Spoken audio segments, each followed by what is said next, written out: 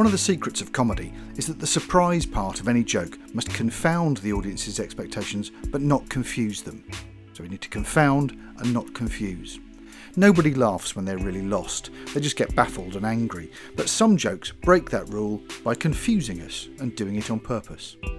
The appeal of the deliberate confused note is probably best illustrated by one of the most famous jokes in the English language. Why did the chicken cross the road? To get to the other side. You might feel you were born knowing this joke is that much of a core comedy text.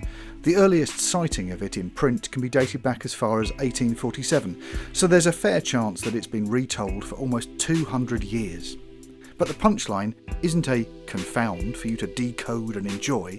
That data simply isn't there inside the joke. In fact, it doesn't work at all. It is meant to confuse.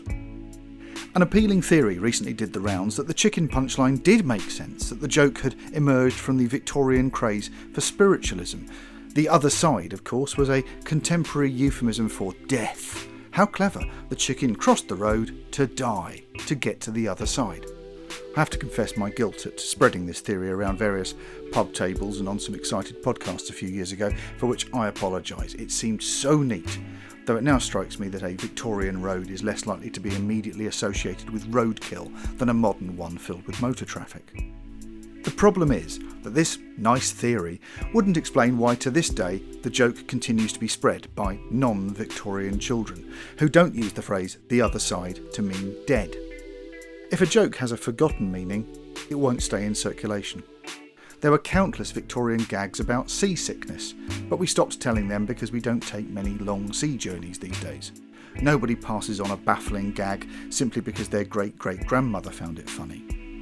So why does this joke, that apparently isn't about a forgotten phrase for a forgotten craze, still haunt us?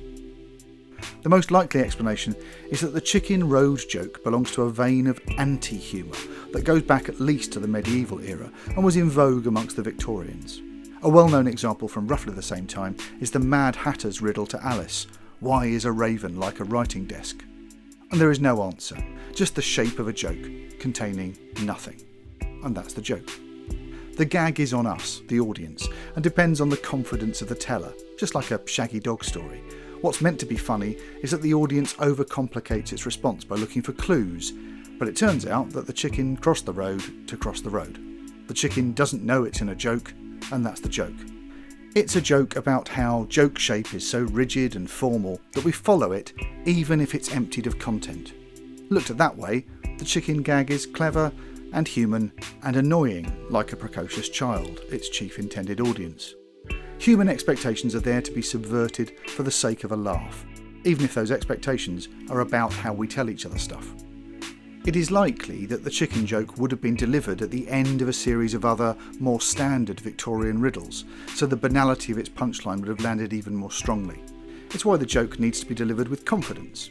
It's a character gag, hinged on audiences' expectations of the teller. So, I have been telling jokes, and I'm good at jokes. Construct the gag. Here is a new joke that seems exactly like the others. Confirm expectation. I have deliberately not put any jokes in the joke, which is not what you expected me, a skilled joke teller, to do. Confound expectation. And looked at that way in the context of more jokes, that's a pretty classic joke shape.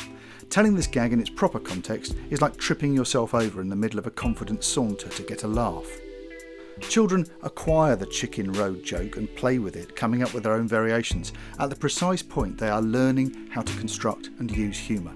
It's a valuable token of comic exchange with other young joke tellers who are equally as excited about the rules and the idea of breaking them. Mastering jokes like these, gags that deliberately make no sense at all, seems almost to be a compulsory exam paper in the trial and error process of learning to use human comedy. And by making no sense, they just show up how clever we are at following the formal, logical pattern of sense in normal jokes. They are the exception that proves the rule.